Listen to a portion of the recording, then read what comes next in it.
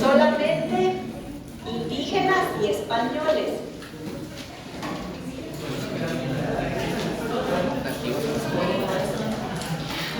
Oh, y se acuerdan que, bueno, en ese capítulo Severo Martínez explica lo de las clases sociales y todo eso, pues, pero con sus palabras, ¿qué es una clase social? Ustedes que ya ganaron economía. ¿Qué es una clase social? Es como se divide la realeza con los plebes y todo eso. Es una clase social. Sí, una clase social. Económico. Un estatus económico, muy bien. Ok. Entonces, Punto extra. ya lleva como 5. Ok. Entonces, y si se acuerdan ustedes que cuando veían lo de los modos de producción en economía, en cada modo de producción había 2 clases sociales, ¿verdad? La clase dominante, ¿sí? Los dueños de los medios de producción, y la clase explotada, ¿sí? Entonces, así es como presenta Severo Martínez este capítulo.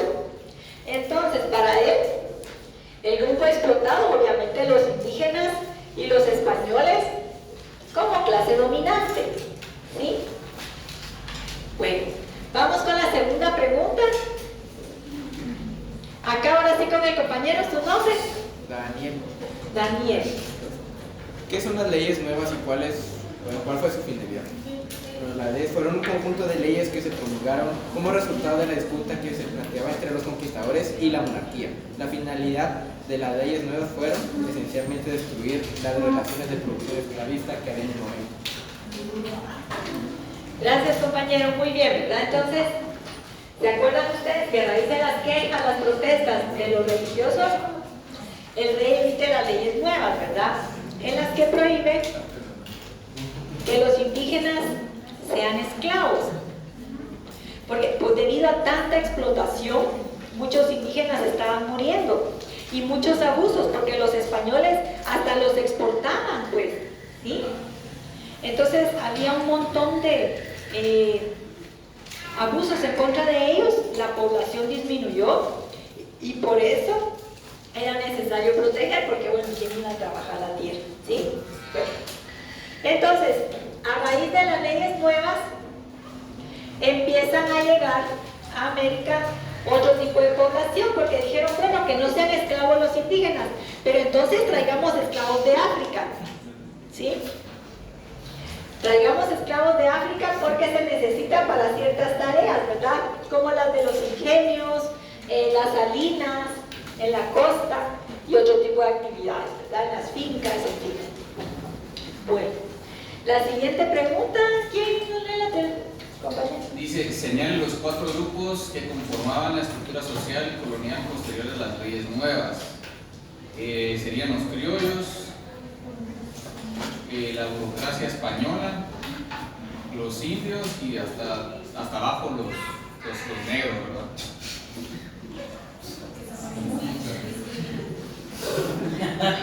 Es como les voy a decir, los oscuros, pues así, yo creo que así estaba en el texto, no me recuerdo si decía negros textual o... Sí, decía negros. En el texto dice Los morenos. Lita, la burocracia española serían los burgueses, ¿verdad? ahorita recuerdo.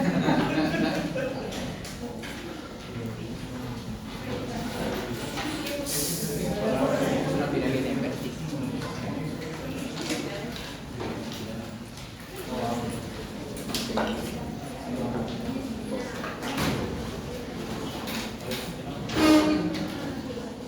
Entonces, nos dice Severo, acordémonos que sigue ese análisis, ¿verdad?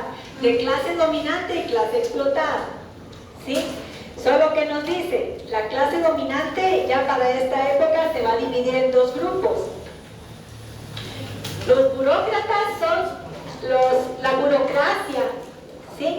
Los funcionarios que manda el rey, que tienen los puestos más altos, los jueces, los magistrados, el capitán capitán general, el rey, el gobernador, ¿sí? ¿Y quiénes eran los criollos? Los hijos de españoles nacidos en América. Los dueños de tierras, ¿no? Dueños de tierras, pero eran los españoles que nacieron en América, o sea, hijos de español con española, ¿sí? Esos eran los criollos.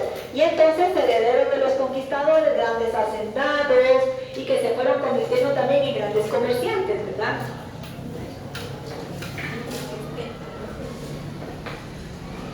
Ok, entonces ellos son los criollos. Entonces nos dice Severo, bueno, estos dos grupos componen la clase dominante y la clase explotada van a ser los indígenas, y aquí van a estar también esos esclavos traídos de África, ¿verdad? Pero va a ser al principio. Bueno, entonces vamos con la siguiente.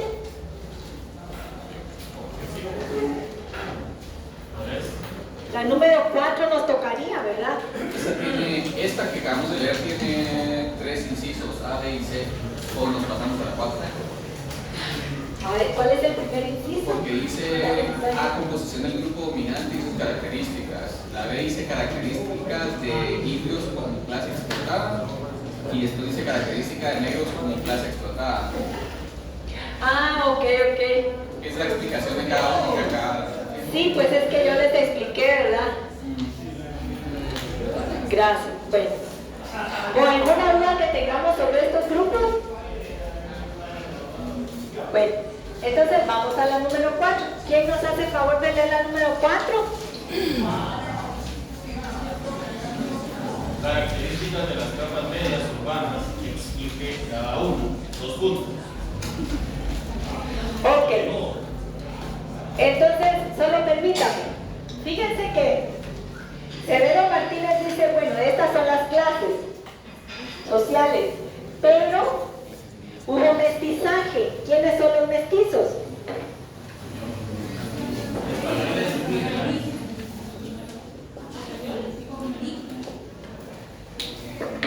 Hubo mucho mestizaje, ¿verdad? Porque cuando llegan los españoles, pues sí, muchos violentaron a mujeres indígenas o las forzaban, en fin.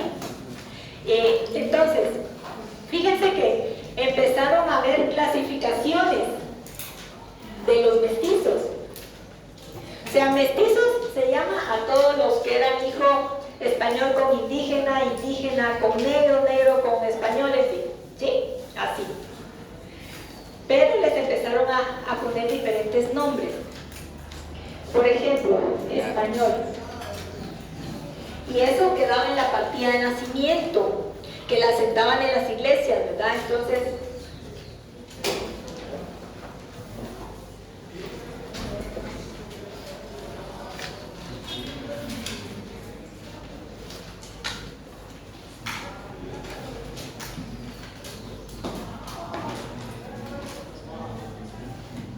no me gusta usar esta palabra negro, pero lo que les iba a comentar es que ahora que ha habido, bueno, siempre han habido un montón de abusos de la policía estadounidense, ¿verdad?, en contra de esos grupos. Entonces ellos empezaron a reivindicarse como negros, a llamarse así, ¿verdad?, como decir, sí somos, ¿verdad? Ok, que son afrodescendientes, ¿verdad?, en Estados Unidos.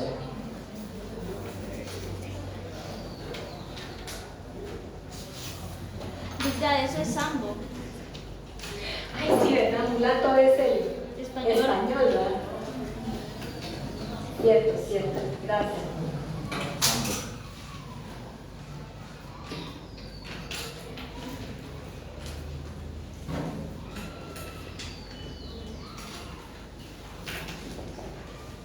Disimular.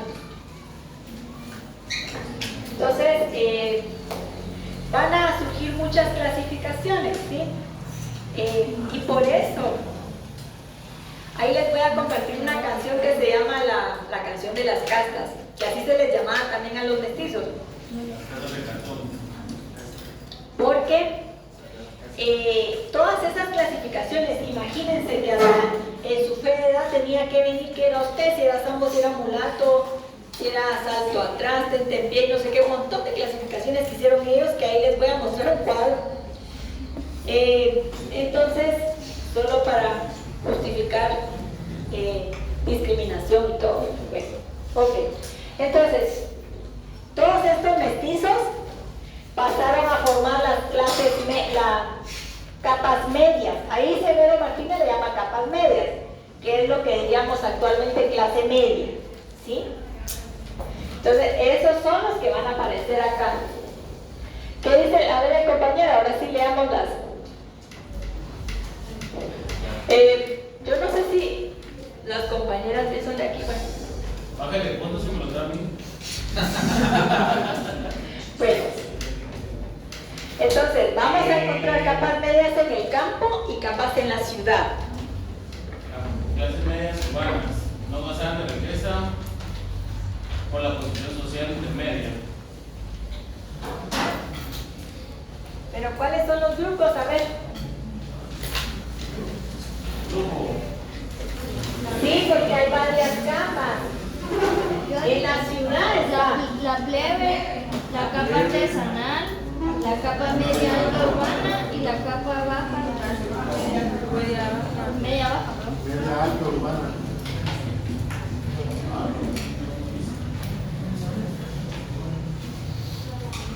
y en el campo pues estaba la alta rural y estaba la baja rural. Bueno, entonces, características. La baja rural, pues eran los mestizos que se fueron a trabajar a las fincas, que se quedaron viviendo ahí y que formaron las rancherías, ¿sí? Los que se volvieron mozos colonos. ¿Se acuerdan que eso ya lo habíamos mencionado? Bueno, la alta rural, aquí van a ver, por ejemplo, van a ser personas que tienen terrenos medianos, o sea, no son fincas, no son aquellas grandes haciendas, ¿sí? Entonces, por ejemplo, algún hijo de un español o española, ¿verdad? Que su papá le heredó algún terrenito. O también podía haber criollos que se quedaron sin dinero porque había quienes se daban a la bebida o por juegos de azar, naipe, todo eso, perdían sus propiedades. Entonces, caían en desgracia, digamos, porque te quedaban un terreno ya mucho más pequeño que sus grandes haciendas, ¿verdad? Esos quedaban aquí en la alta rural.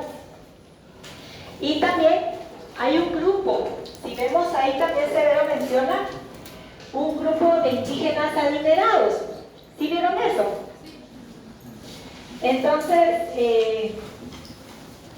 ¿y quiénes son esos indígenas adinerados? Los religiosos. Ellos van a ser los que eran alcaldes indígenas, los principales de los pueblos de indios, porque ellos tenían algunos derechos, algunas prerrogativas, digamos, como beneficios que no tenían todos los demás indígenas, ¿verdad? Por ejemplo, tenían derecho a tener tierra a su nombre propio, ¿sí? Porque las tierras comunales eran del pueblo, era título colectivo, no era de una persona. Pero estos indígenas, los principales, sí podían tener a su nombre tierra. Tampoco no estaban obligados a trabajar en el repartimiento y no tenían que pagar el tributo. Entonces, de ellos pasaron a formar parte de la alta rural, ¿sí? Podía ser ellos o sus descendientes, ¿verdad? Por eso ven ustedes que hay una flecha de acá para acá, ¿sí? Entonces, luego tenemos las capas de la ciudad. Ahí empezamos por la plebe. La plebe, dice Severo, era la clase menesterosa, los pobres de la ciudad, que vivían en la periferia, en las orillas. Ahí vamos a encontrar vendedores ambulantes, personas que no tenían una ocupación fija. Digamos, hoy ayudo a doña fulanita a repartir o la ayuda con su venta. Mañana ayuda acá al Señor a cargar bultos, ¿sí? Entonces eran personas que iban ahí sobreviviendo como podían. Luego está la artesanal, esa se llama la artesanal proveedora.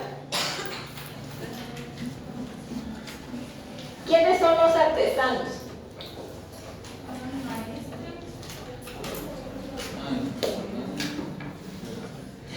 Es que se clasificaban, ¿verdad? Los artesanos, pero ¿a qué se dedican los artesanos? ¿Qué hacen los artesanos? Artesanía. Hacía vasijas, algo así. Entonces ellos elaboran cosas con sus manos y prestan servicios, porque, digamos, están los carpinteros, los herreros, los talabarteros, los sastres, ¿qué más? Ya mencioné carpinteros. También los carniceros, los barberos, todos ellos eran artesanos. Entonces, los españoles trajeron algunos artesanos ya cuando era la época, ya después de la conquista. Pero, obviamente, eran pocos los que se querían dedicar a aprender un oficio. Y los mestizos encontraron en los oficios una forma de escalar socialmente y de conseguir el respeto social, ¿sí? Porque como dijimos, eran rechazados, ¿verdad? En pueblos de indios no podían vivir y negados también por los españoles, ¿verdad? Entonces, para irse haciendo un prestigio y ganar el reconocimiento social, convertirse en artesanos. Pero llevaba tiempo porque empezabas desde aprendiz, luego oficial y maestro. Y eso podía llevar hasta 15, 20 años. Adelante, pasen adelante, no hay problema. Entonces, era una forma de irse ganando reconocimiento, de ir teniendo su dinerito, ¿verdad? Sus ingresos, pero pues era bien sacrificado, ¿verdad? Igual el maestro se tardaba mucho en darles el ascenso maestro, porque así les pagaba menos si no tenía competencia, ¿va?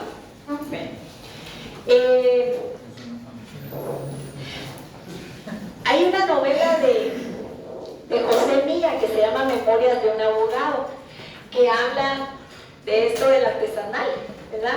Creo que el protagonista trabaja en un taller de textiles, algo así, y después estudia la carrera. Algo así me recuerdo, pero es interesante esa novela, si la quieren leer. Bueno.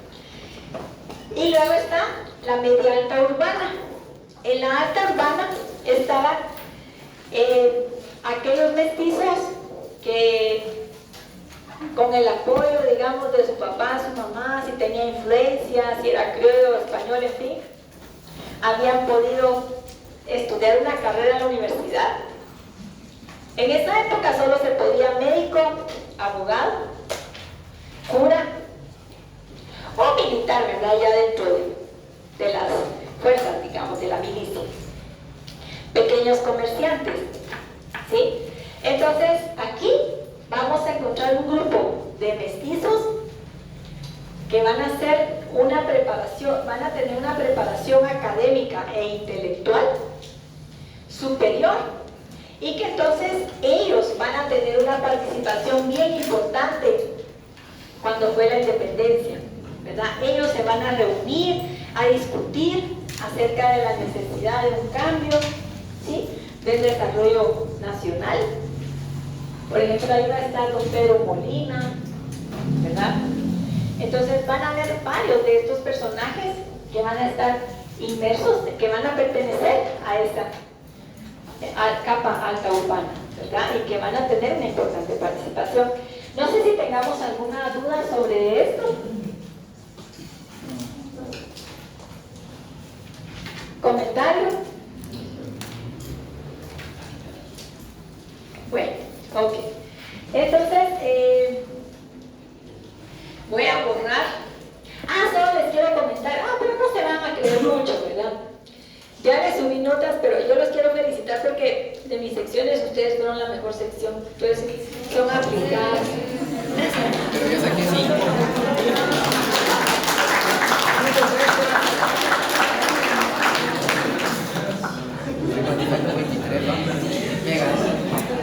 No, fíjense que a veces son así como más callados. Tengo otras secciones que son así como que participan más y todo. Pero yo dije, no, la es la mejor. Pero no se van a dormir en sus laureles, pues, porque si tienen que estudiar. Bueno, entonces voy a borrar.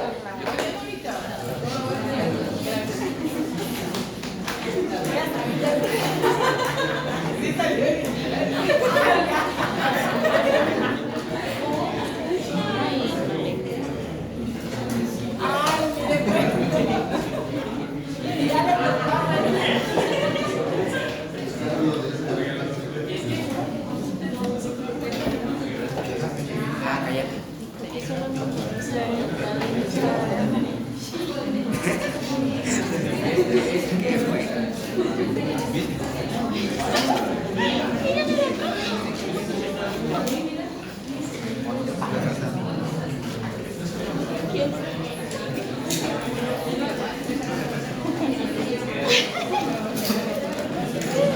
Estoy molestando, hombre.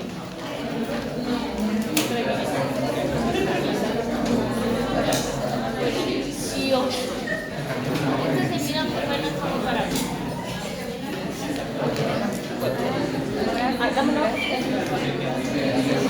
Tenía más que hacer. La paso por la mía. ¿Qué quieres? Dame la mía. Hay que decirle trabajo. Pásale, dile que la pasa.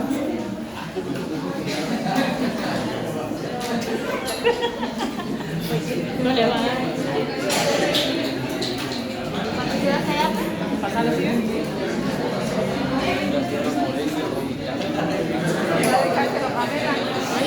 Se lo va a dejar Pamela, ¿verdad? ¿Verdad que se lo va a dejar Pamela? Hijo, a nosotros nunca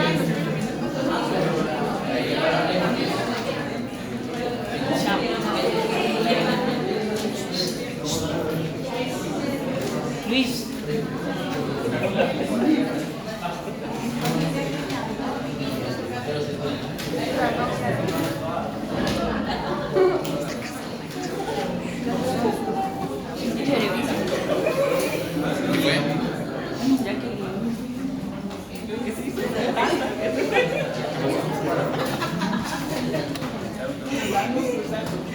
Ah, pero ¿y quién?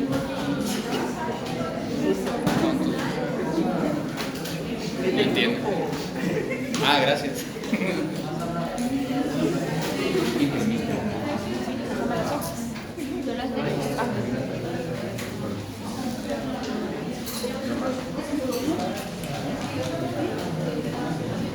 Me descuido un minuto.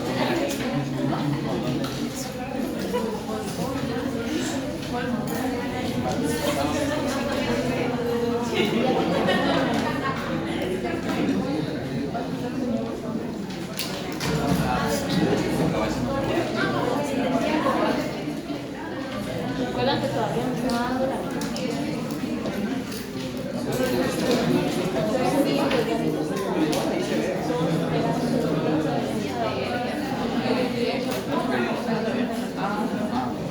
Encima el 22 va a ser.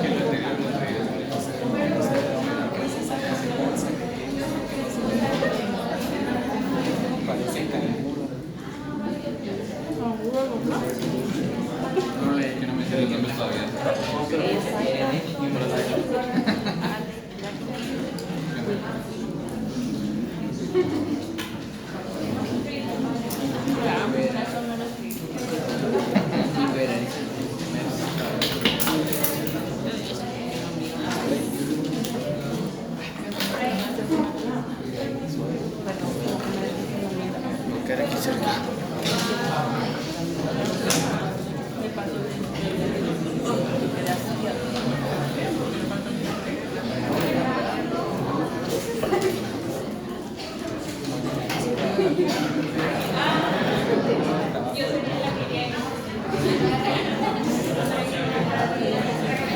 Este es capítulo 12, ¿verdad, licenciada?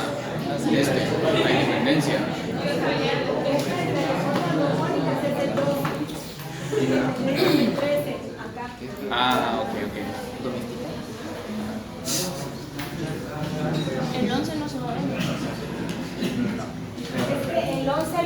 del después.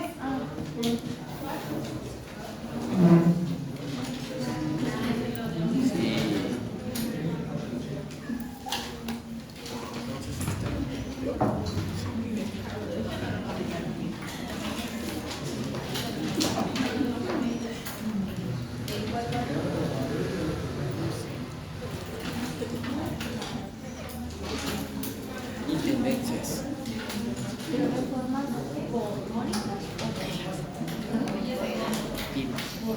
Borbónica viene de Borbón. Ok.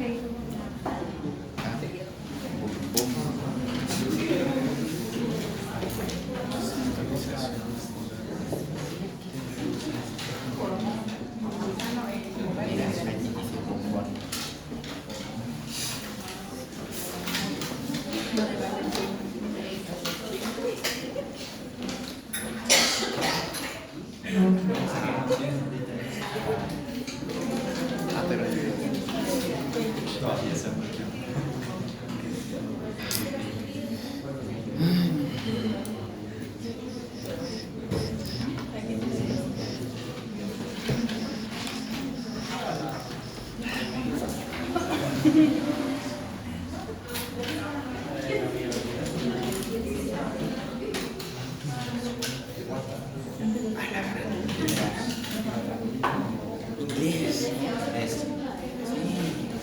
No puedo. Internet, ¿ok? Ponete aquí.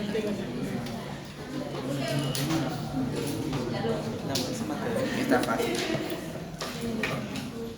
Bueno, entonces, esta parte de las reformas borbónicas está en el capítulo 12, en esta sentencia. Ok, entonces fíjense que a finales de 1600, la monarquía española tuvo un gran problema, porque el rey, que era Carlos II, que es quien suscribe la Real Cédula de fundación de la universidad, ¿verdad?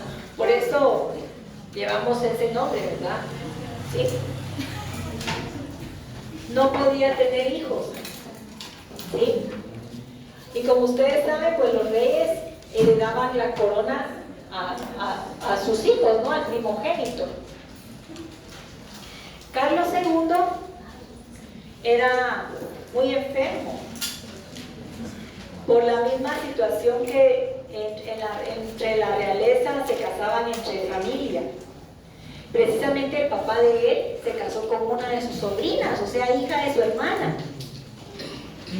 Las familias reales en Europa acostumbraban ese tipo de matrimonios para no perder el poder, ¿verdad? ¿Sí? Y bueno, para hacer alianzas.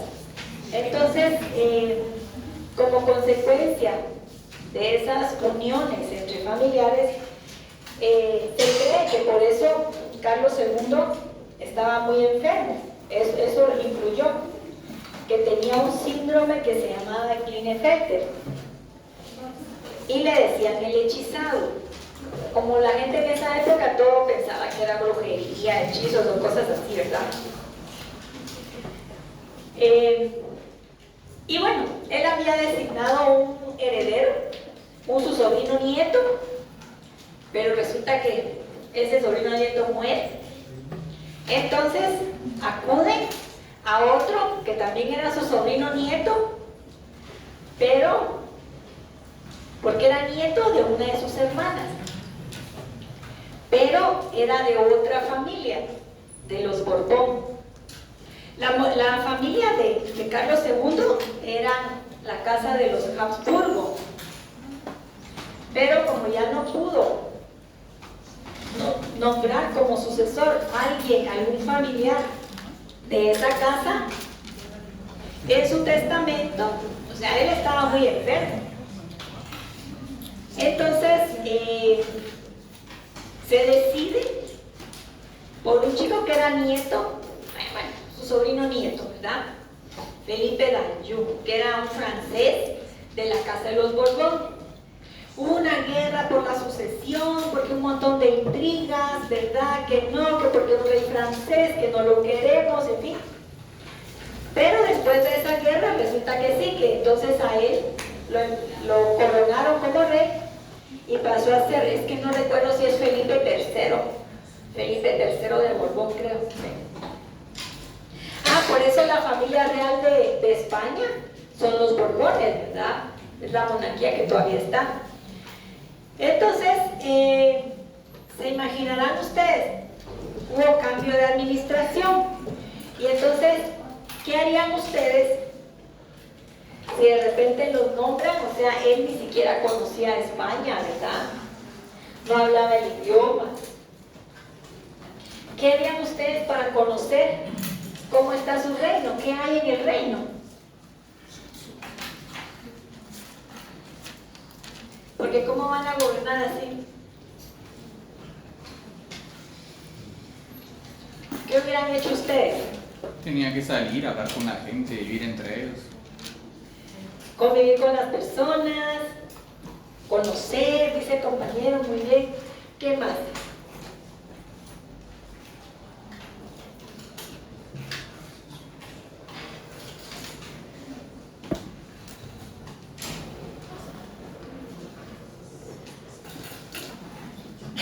¿Será que pedir un diagnóstico, verdad? Sí, como que informes. ¿Cómo estamos? ¿Hasta dónde llega el reino? ¿Qué tengo? ¿Hay fondos? ¿No hay? ¿Quiénes trabajan para mí? ¿Sí? Entonces, cuando pidió esos informes, se dio cuenta de que la corona no tenía mucho dinero. Había un montón de cuestiones por donde se iban los fondos. ¿Ves? Y decidió enderezar, ¿verdad?, todo este tema de la burocracia. Fíjense que también los reyes españoles se habían metido en varias guerras religiosas y todo, entonces habían gastado el dinero. Además de eso, perdieron el contacto con sus colonias en América, ¿verdad? Entonces, ahí sí que a río revuelto, ¿verdad? Ganancia de pescadores. Los funcionarios que estaban acá hacían lo que ellos querían. Había muchísima corrupción porque, aunque tenían mecanismos de control, pues allá en España no había quien los vigilara, ¿sí? Eso contribuyó también a que hubiera mucho contrabando, mucha piratería, en fin. Bueno. Entonces, se emprenden ahí varias reformas. Esas se llaman reformas borbónicas. Para poder controlar mejor los territorios, recaudar mejor los impuestos y entonces, centralizar el poder, controlar mejor, ¿verdad?, a los territorios. Y resulta que se dieron cuenta que acá en la Capitanía General de Guatemala, ahí sí que una bolsa sin fondo, ¿verdad?, donde se iba un montón de dinero, era con los corregidores, que ellos abusaban mucho de los poblados indígenas. ¿Se acuerdan ustedes que les vendían herramientas que no necesitaban a precios altos? Explotaban mucho a las mujeres también, ¿verdad?, con el tema del algodón.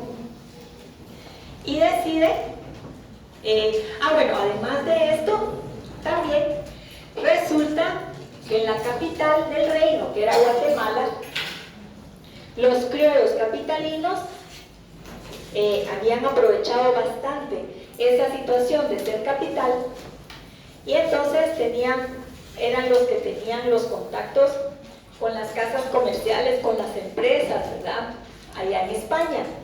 Entonces solo ellos tenían los grandes contactos, ¿sí? Y perjudicaban a los criollos de las otras provincias, digamos, de San Salvador, de León, de Granada, de Comayagua, de Costa Rica, ¿sí? Por eso decide el rey que va a eliminar los corregimientos y lo que va a hacer es crear intendencias. Intendencias, les voy a compartir la diapositiva, ¿verdad?, para que vean ustedes el mapa.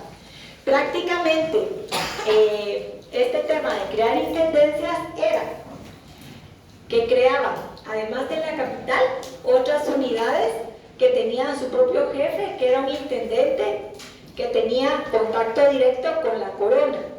Ya no dependía del capitán general que estaba aquí en la capital, sino que directamente se comunicaba allá con el Consejo de Indias, allá en España, ¿sí? Esto para irles dando también algo de poder a los otros territorios, ¿sí? Y entonces, así creó, por ejemplo, una intendencia en Chiapas, otra en San Salvador, otra en Honduras, otra en Nicaragua. Costa Rica, pues, ya era una gobernación, ¿verdad? Tenía también su propia autoridad. Esto para irle restando poder a esos criollos de la capital, ¿verdad? Obviamente estableció también más controles, ¿verdad?, para la recaudación de impuestos, pero al ir eliminando el tema de los corregimientos, eso pues ayudó un poco también. Bueno, ¿por qué es importante hablar de las reformas borbónicas? Porque esta reforma territorial administrativa de las intendencias es el antecedente de los países que hoy integran Centroamérica, ¿verdad?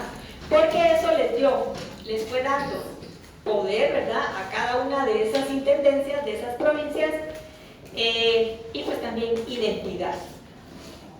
Bueno, no sé si tengamos alguna duda sobre las reformas borbónicas.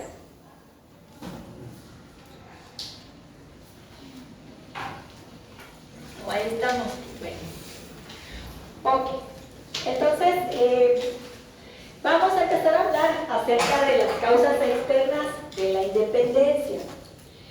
¿Por qué creen ustedes que es importante hablar de lo que sucedía en otros países?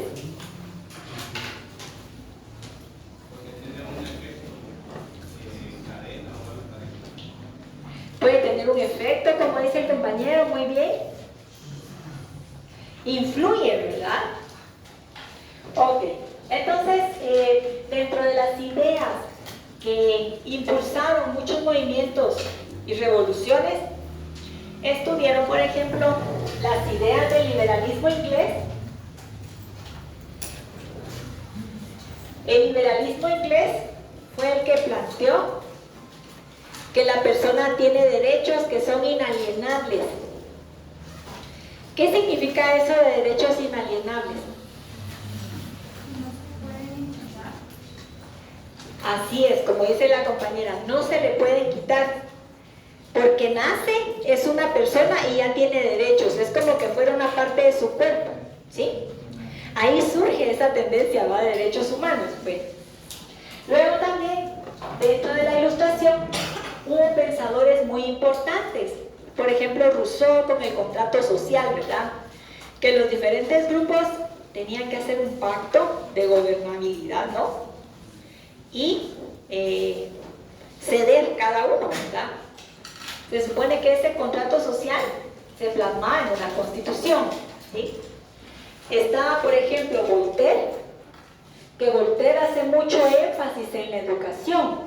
Voltaire es el que empieza a hablar de que la educación es el motor del desarrollo, ¿sí?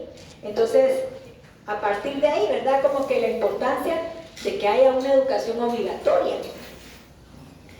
Además, Voltaire también era anticlerical.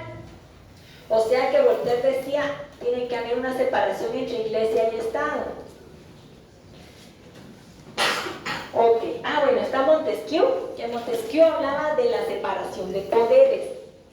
Entonces, debe haber una república en donde haya un grupo de personas que maneje, digamos, el poder judicial, otro grupo que se desenvuelva dentro del poder legislativo y obviamente otro que va a ser el ejecutivo, porque antes de esto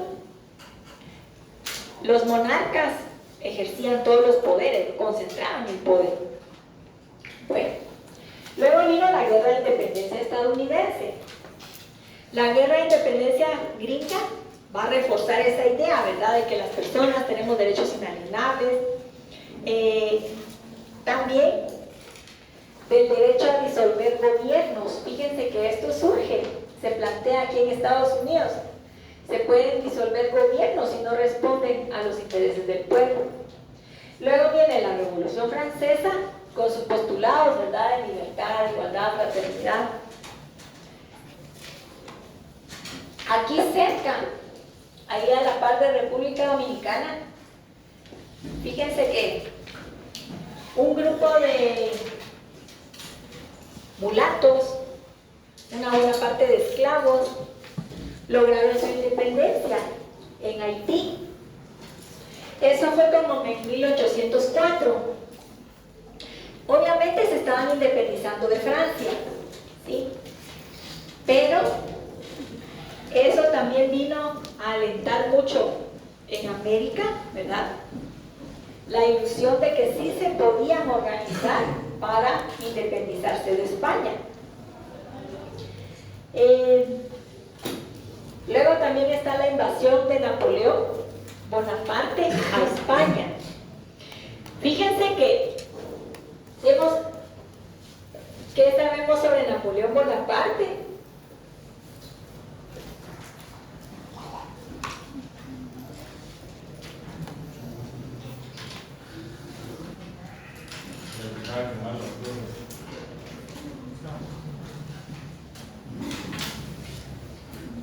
¿Alguien más?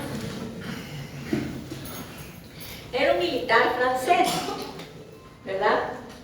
Él, cuando fue soldado, participó en la revolución, pero después, digamos, derrocó ese proyecto y él se nombró emperador, en fin, y fue extendiendo los dominios de Francia. Bueno, entonces, fíjense que engañó al rey español y le dijo que si le daba permiso de pasar por España, porque él lo que quería era ir a conquistar Portugal, que no podía llegar por mar porque ahí lo iban a detectar. Entonces que si le daba permiso, porque por tierra no, era algo inesperado por los portugueses. Y entonces el rey aceptó, el rey español, y que si lo metieron preso a él, a su hijo, que era el heredero, ¿verdad? Y Napoleón Bonaparte nombró a su hermano José Bonaparte como rey de España. Entonces era José I, pero los españoles le llamaban Pepe Botella, porque sí le gustaba.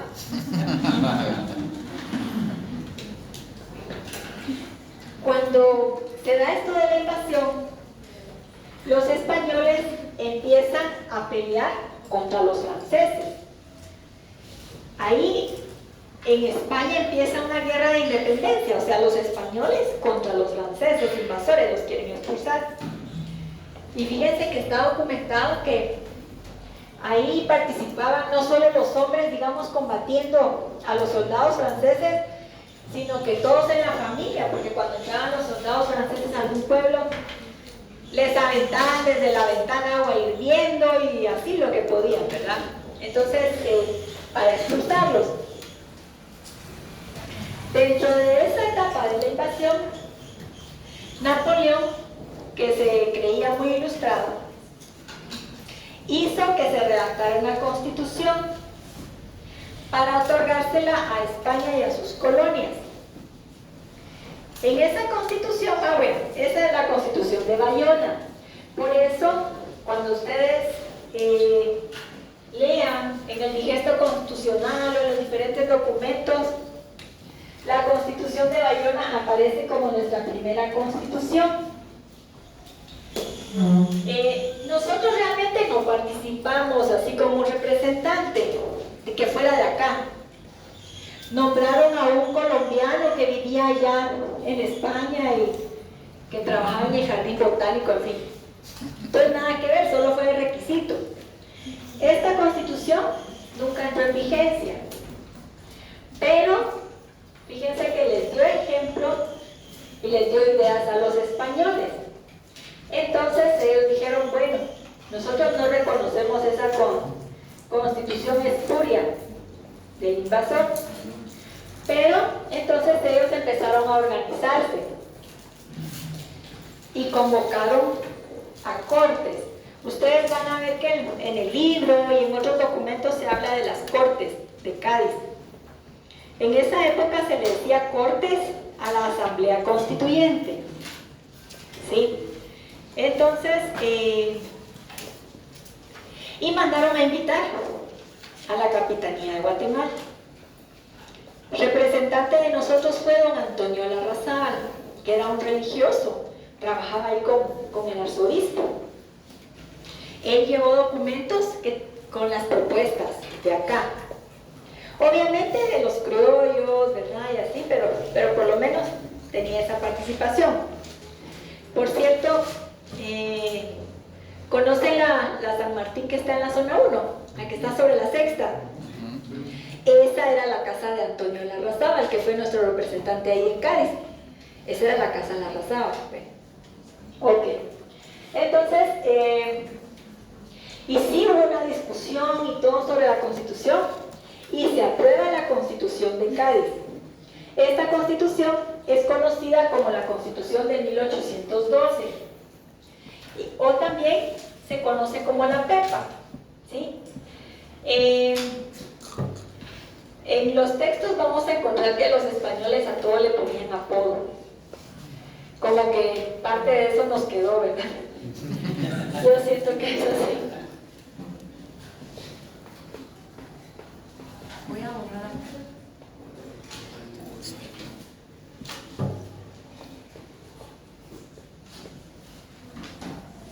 Hasta allá no se ve, ¿verdad?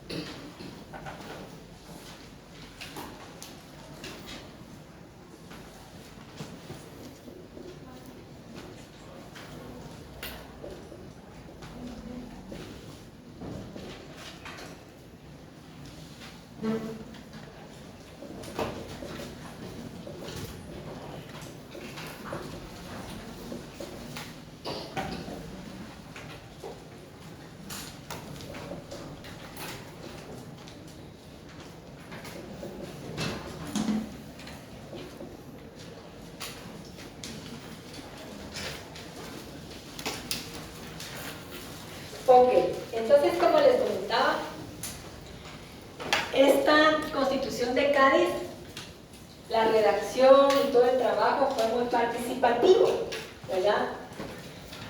Y dio ejemplo,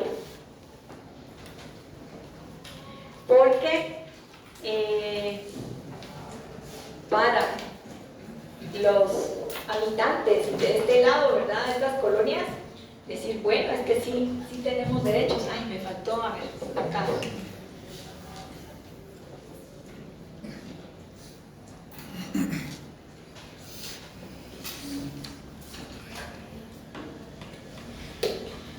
Y fíjense que en esta Constitución era muy avanzada para su época.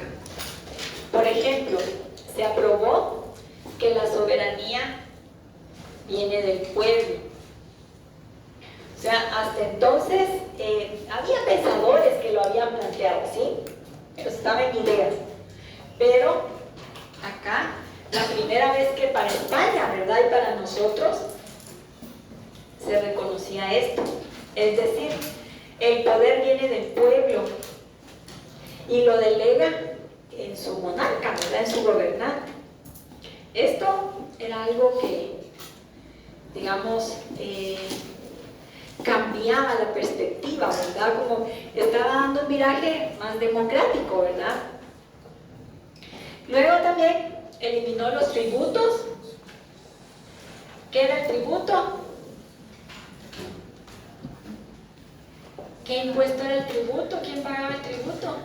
Los esclavos. Ya vio, sacó una mala.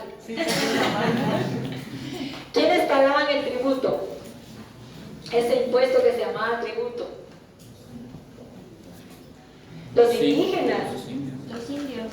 Los indígenas, ¿va? Entonces, eliminaba ese impuesto, ya no tenían que pagar los indígenas ese impuesto. Reconocía que las colonias eran parte importante de España, fíjense. También reconocía la libertad de imprenta. ¿Qué es la libertad de imprenta?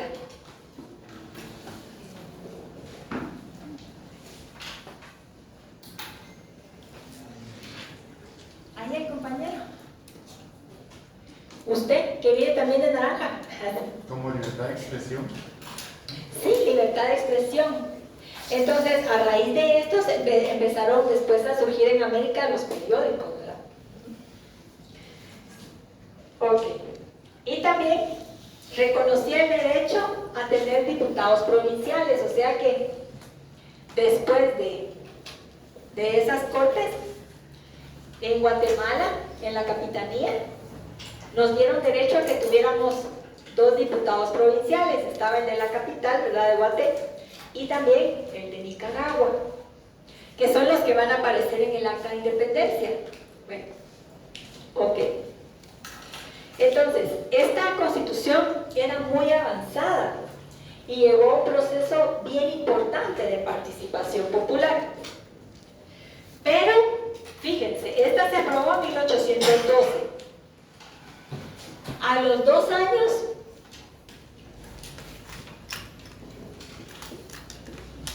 la de Bayona fue en 1808. Entonces aquí en la Constitución de Cádiz tenemos la segunda de nuestras constituciones, ¿verdad? Esta va a ser la segunda constitución. Bueno, ok. Entonces, fíjense que 2 años después de aprobada y que estaba en vigencia, los españoles lograron expulsar a los franceses. ¿Y qué creen ustedes que hizo Fernando VII, el rey español, cuando ya pudo tomar posesión de la corona y todo el asunto?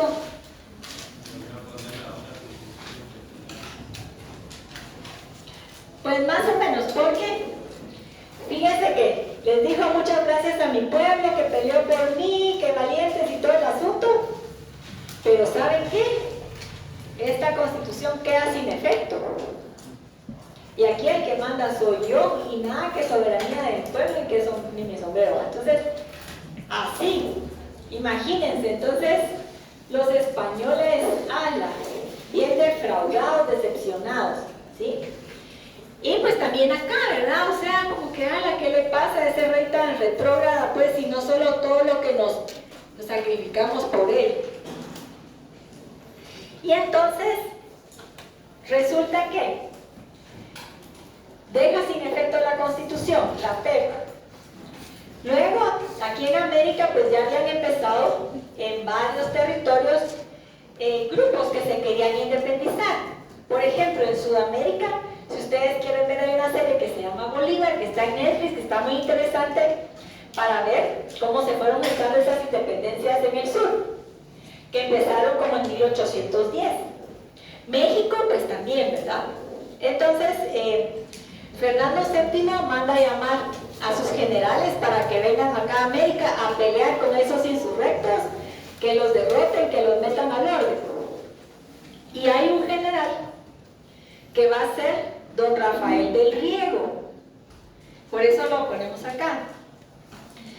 Fíjense que este señor del Riego lo que va a hacer es que le va a decir a Fernando VII, no, yo no voy a ir a América, y va a rodear el palacio de Fernando VII para obligarlo a que vuelva a poner en vigencia la Constitución de Cádiz. O sea, bien valiente, ¿verdad? Dice, no, lo siento, usted no sale de aquí hasta que no vuelva a jurar la Constitución de Cádiz. Entonces, de manera, así que, por si voluntariamente la tuvo que poner otra vez en vigencia. Entonces, la Constitución de Cádiz estuvo vigente de 1812 al 14 y después de 1820 al 22, ¿sí? Pero ahí porque le torcieron el brazo a Fernando VII. Bueno. Y luego también tenemos la Guerra de Independencia de México. Fíjense que, o sea, es una guerra que dura casi 11 años. Que empezó con el cura Hidalgo. O sea, en las independencias en América vamos a ver que muchos religiosos participan, ¿sí? Entonces, en México va a empezar un 16 de septiembre de 1810, cuando el cura Hidalgo da el grito, saca un estandarte, encabeza una rebelión que quita a unas autoridades españolas, matan a un montón de gente, en fin. El cura Hidalgo con el apoyo de un montón de campesinos, ¿sí? O sea, un movimiento bien popular. Después lo agarraron, lo decapitaron, en fin, pero sigue esa guerra. Otro cura, ¿verdad?, que era Morelos, en fin, ¿sí? Entonces, esto tuvo mucho impacto para nosotros como capitanía, ¿verdad? Se hablaba mucho sobre el cura Hidalgo, se comentaba, porque fíjense que el arzobispo acá, bueno, también en México sacaron una carta en donde hablaban más de Miguel Hidalgo y la leían en las iglesias y todo, ¿verdad? Y además, ahí en la Guerra de Independencia se va a redactar un documento que se llama Plan de Iguala. Este documento va a tener influencia en la independencia de nosotros. Fíjense que el Plan de Iguala va a plantear, sí, queremos independencia mexicana, pero que Fernando VII siga siendo nuestro rey. Cosas bien absurdas. Sí, nos queremos independizar, pero que las autoridades principales sigan siendo españolas. Queremos, en fin, ¿sí? Y eso lo vamos a ver nosotros más adelante en el acta de independencia nuestra. Bueno, no sé si tengamos algún comentario.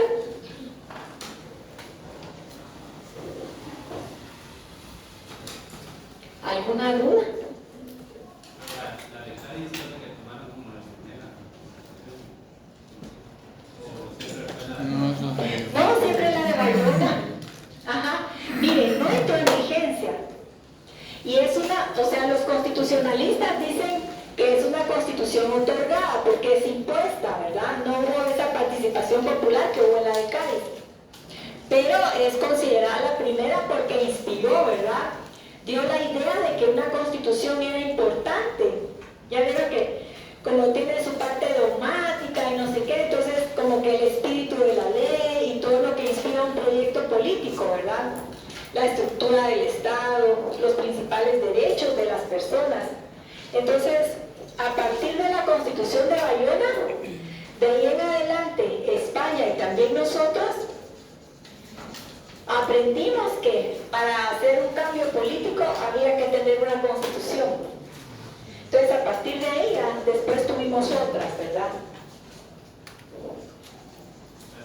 Vaya, compañero, para servirle. No sé si tengamos algún otro comentario.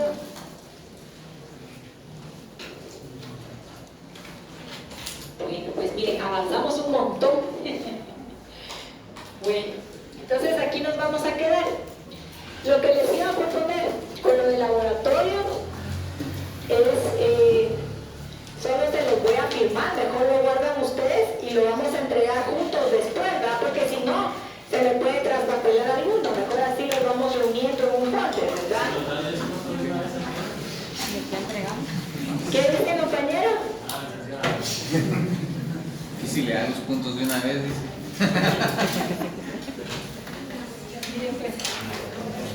Está usted como el compañero de antes que ya tiene 5 puntos. ¿Más? Si me regalan los 5, se lo doy ahorita. Ya damos la clase. Miren, pues. Pero si le acabo de decir. Ya, pero apúntame igual el carnet, por favor. Todo por escrito. Entonces, miren, me hace el favor de pasar ahorita con su laboratorio, los que lo trajeron, así les firmo, ¿verdad? Y ustedes lo guardan. Pero. ¿Quieres pasar? ¿Era individual o en grupo? Ahí decía por grupo.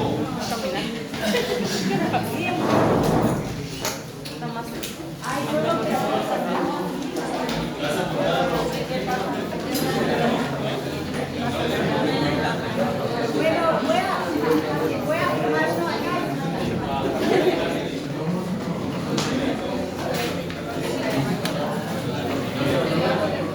Ya nos vamos.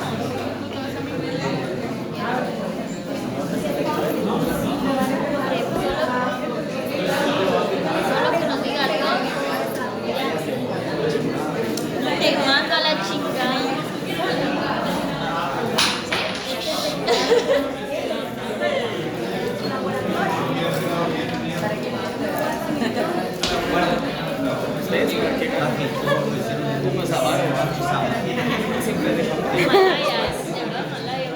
¿Tú con cuánto te quedas? Yo no llegué a zona mínima. No, ¿con cuánto? 26. Ay, pero te faltaba poquito. Jóvenes, si alguien no se examinó, en el primer parcial, voy a hacer el examen el viernes acá en la clase, para que estén pendientes. ¿Sí? Tengo allá el compañero. Este viernes, solo este viernes voy a pasar examen extraordinario. Acá en la clase, por favor. ¿Cómo así? ¿Pero de qué examen? Del primer parcial. Sí, de los que nos visitan. Ah, pero el de ahorita, de este semestre. Ah.